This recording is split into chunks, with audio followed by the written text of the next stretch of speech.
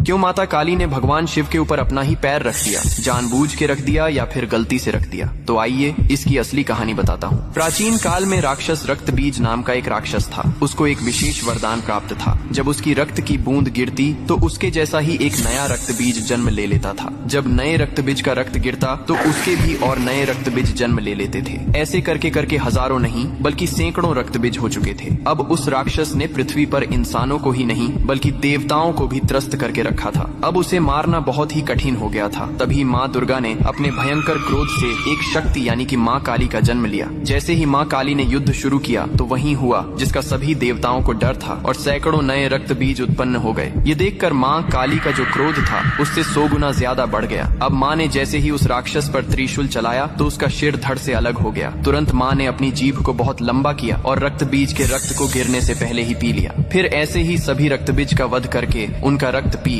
कर उनका क्रोध अब 100 गुना से 200 गुना बढ़ गया था। धरती कांपने लगी थी, समुद्र मथने लगे थे, देवता भयभीत होकर इधर उधर भागने लगे थे। तब देवताओं ने भगवान शिव से प्रार्थना की, हे महादेव, आप ही माता काली के संताप को शांत कर सकते हैं। शिव ने देवताओं की पुकार सुनी और माँ काली के सामने युद्ध भूमि में पहुंच गए। लेकिन माँ अपने तांडव में इतनी लीन थीं कि उन्होंने शिव को भी नहीं देखा। तभी भगवान शिव ने स्वयं माता के चरणों में लेट गए। जैसे ही माँ काली का पैर अनजाने में शिव के सीने पर पड़ा, तुरंत उनका क्रोध शांत हो गया। उन्होंने नीचे देखा तो अपने प्रिय पति शिव थे। यह देखकर उनकी जीभ शर्मिंदगी से बाहर निकल आई। इसके बाद शिव ने मुस्कुराते हुए कहा, हे माँ, तुम्हारा यह रूप सृष्टि के संतुलन के लिए था, लेकिन यह रूप अब धरती पर बहुत धाम से पूजा जाएगा। यही कारण है कि तस्वीर में और मूर्तियों में माँ काली को शिवजी पर खड़े हुए दिखाया जाता है, जो बहुत ही शुभ माना जाता है।